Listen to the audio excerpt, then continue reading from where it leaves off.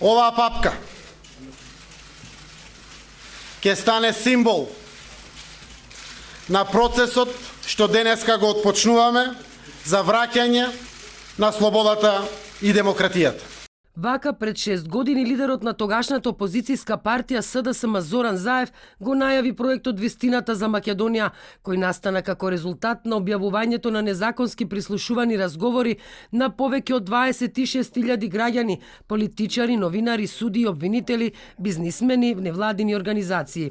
Поради ова СДСМ поднесе кривични пријави против тогашниот директор на УБК Сашо Мјалков, поранешниот началник на петата управа Горан Груевски и други вработени во управата за безбедност и контраразузнавање. За вработените кои учествувале, но го пријавиле кривичното дело, очекуваме да се употреби член 151 став 5 од кривичниот законник, со кој што овие лица се ослободуваат од гонење.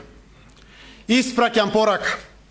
Ке се бориме за сите вас кои што се охрабривте и се охрабрувате да се спротивставите на газењето на уставот и законите во оваа наша земја. Од прислушуваните разговори граѓаните дознаа како тогашната власт вработувала партиски кадри, како местела погодни суди и обвинители, но и како биле договарани изборни измами, а се ковале и одмазди за неистомислениците.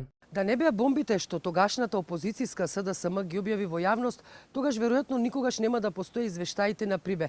Ниту ќе се случија пржинските преговори и техничката влада. Веројатно никогаш нема да беше формирано ниту специјалното јавно обвинителство, кое покрена повеќе десетици истраги.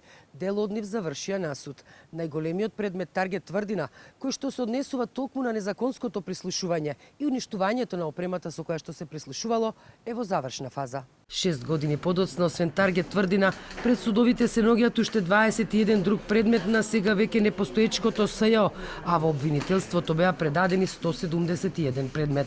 Од сите нив, 3 случаи се целосно завршени. Поради тоа што бомбите стана главна алатка за политички пресметки, беше донесен закон со кој се забранува објавување на бомбите и тие веќе не може да се користат на суд како докази.